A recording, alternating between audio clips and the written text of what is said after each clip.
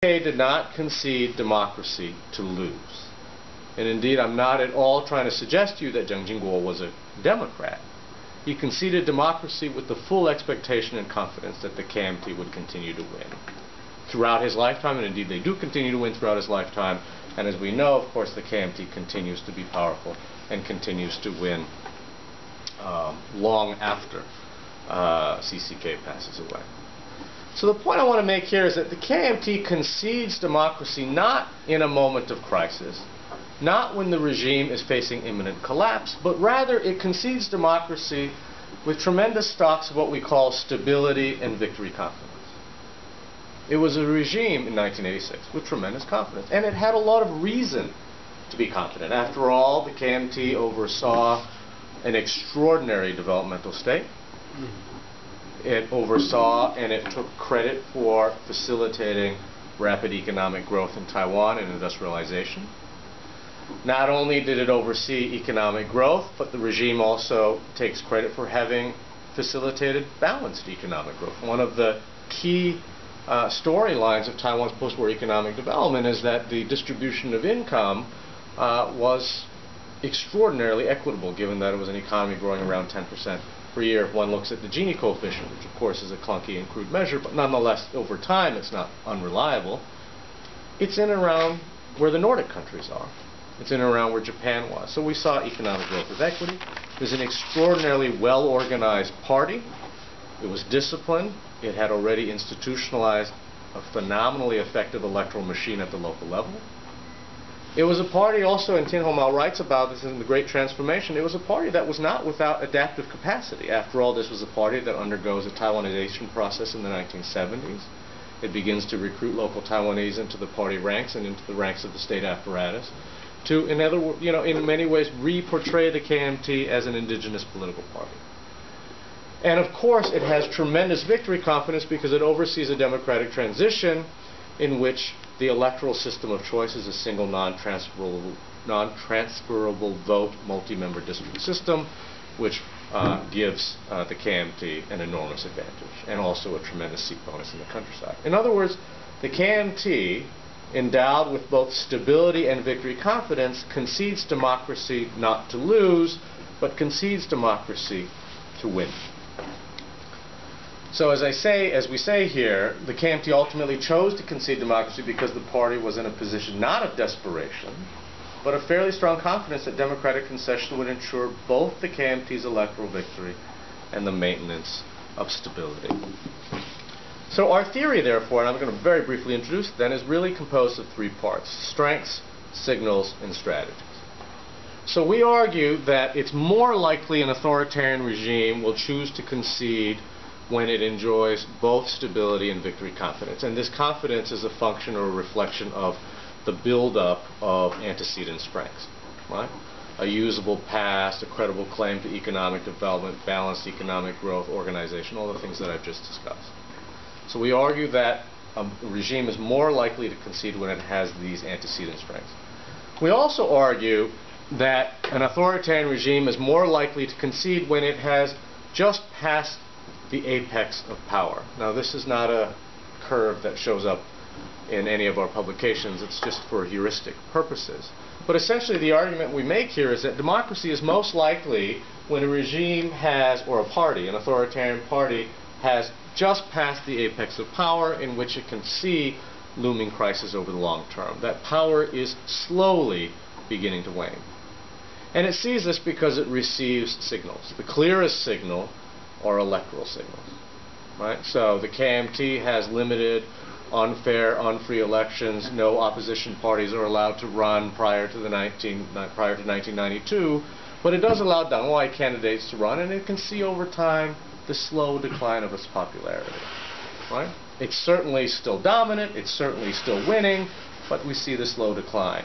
It passes its apex of power. Another signal may be public protest. The most telling kinds of public protest are the cross-cleavage, cross-class, national-type protests that we see again in Taiwan, South Korea, and Indonesia. Another signal may be geopolitical. The losing of a superpower patron, for instance, can send a signal that the party's power is beginning to wane. or an economic signal, an economic crisis or something like that, which is oftentimes an indirect signal. The point we want to make here is that there are signals that suggest to the party that it's past its apex of power and enters in what we call the bittersweet spot.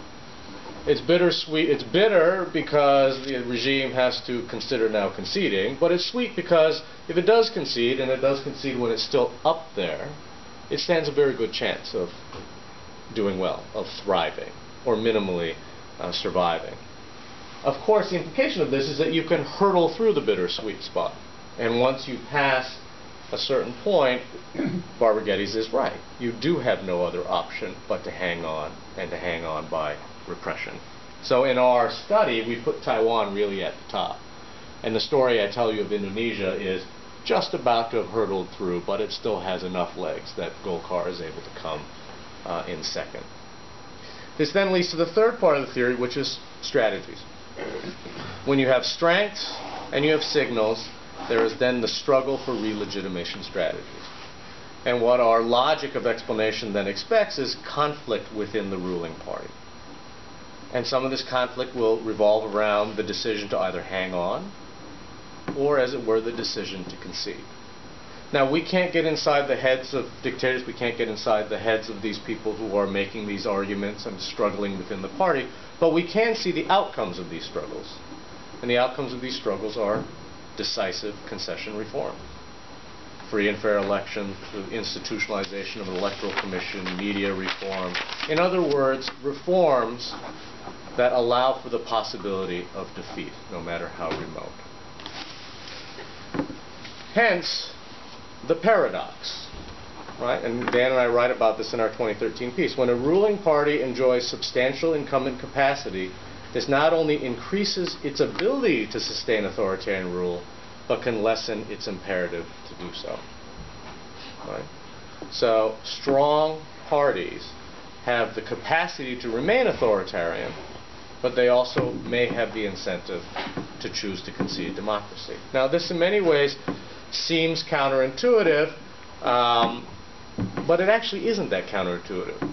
The argument we want to make is actually this is the dominant logic. This is the logic that actually explains a lot of Asia's democratization cases. Right? There is a coherent logic to how Asia democratizes. But even if we look beyond Asia, this logic actually holds considerably more water than we might have expected initially. In 1986, there were over 80 authoritarian ruling parties. Since that time, 35 of them have remained authoritarian, but we've seen 48 political transitions. Of that 48, 15 of those parties are now obsolete. 15 are competitive, although minor parties, and 18 of them are competitive, dominant, and major political parties. The point we want to make here is that conceding democracy is not tantamount to conceding defeat.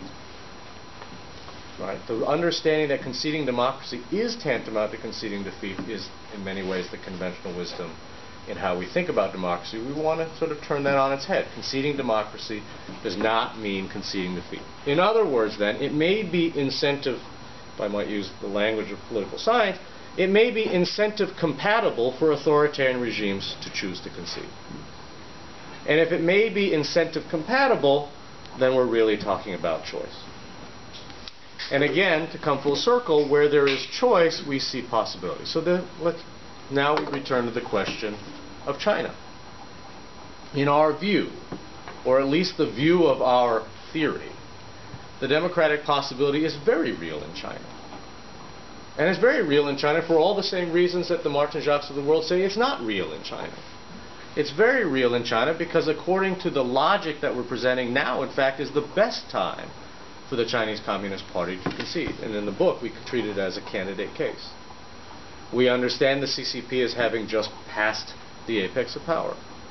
We understand that there are looming problems on the horizon, many of them structural problems that are going to become increasingly difficult to solve. Right? And I'm not just talking about corruption, we're talking about economic fundamentals, local debt, things like this, industrial restructuring, unemployment. We also believe, at least according to our theory, this is the best time for the Chinese Communist Party to concede because if it were to concede, it would win. It should have victory confidence. And we also argue that if China were to concede, we argue, at least according to the logic of our theory, if China were to concede democracy today, China would not fall apart. It would not experience the kind of instability that many argue that it would, but in fact, it may pull China together. In other words, this is the best time, at least according to our theory, for China's Communist Party to concede. Now, I've presented this paper many times in China.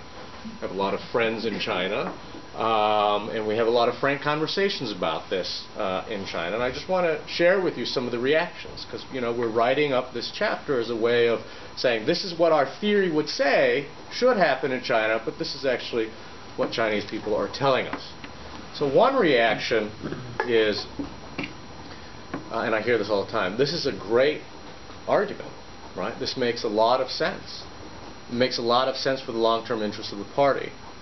But on a personal level, it would be great if we just waited 5 years because I got to make sure my son gets through Harvard. Right? Now, this is a very real thing, right? If democracy is a function of decisions and choices, we don't make a distinction in our theory, and maybe we should, and we have to think about this, between the near-term interests on an individual level and the long-term institutional interests of the party. And clearly, in the case of China, they don't align, or at least, as it's presented to me by many people, they don't align. Another reaction I hear is that the party in China, the Chinese Communist Party, has not reached its apex. Right? I've heard many times, Professor Wong, you could have said this to us in 1992 about 1989, but we've clearly shown that we weren't at our apex in 1989, and since the hiccup of 91, when the rest of the world was punishing China, we've actually seen China's continued economic rise and indeed a strengthening of the Chinese Communist Party. So the party is not at its apex yet. So your theory is not wrong, but we're just not there.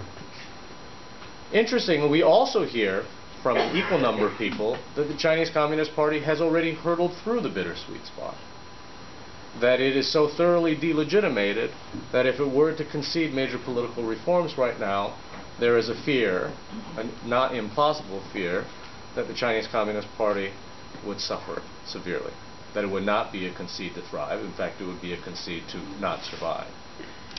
I suppose what's most troubling in terms of the reactions we hear is that many people, and I think it reflects the kind of results I'm reporting, many people don't know where the CCP is on this curve. Impossible to know, isn't it? It's impossible. Yeah, exactly. And so what we're seeing here are mixed signals, right? And we're seeing the absence of the institutions to generate the kinds of signals that the Chinese Communist Party could possibly read. So one of the lessons, for instance, from Taiwan to China is that the early institutionalization of limited elections, as flawed and as undemocratic as they were a phenomenal feedback mechanism for the KMT to see where it was, to understand where it was on this curve, and we don't see this in China. So let me say in closing that I think that I want to be modest in saying that our theory is not predictive. Our theory does not predict when democracies will emerge. I think at best our theory predicts struggle. And I would even go so far as to say is that maybe this isn't even a theory, but rather it's a logic of explanation. And it's a logic of explanation, however, that is theoretically coherent. It helps us explain what we see in Taiwan, and I think it gives us tremendous analytical leverage to help us explain what we are seeing now in Burma. And it's because of this logic I see very clearly China's democratic possibility. Because democracy, as I've argued, need not unfold amidst crisis. It need not emerge because of extreme dissatisfaction. It need not emerge precipitated or just precipitating imminent collapse. But rather because the Chinese Communist Party, like the KMT before, it sees the logic of such possibility. So let me say in closing that I'm far too cynical that people will choose democracy because it is right. But it's that same cynicism which leads me to believe that autocrats such as CCK in Taiwan or the Chinese Communist Party in China will choose what makes logical sense for them, for the party, and indeed in the long term for their country. Why don't I leave it at that? Thank you very much for your attention, especially on a Friday late afternoon. Before a 3-day week.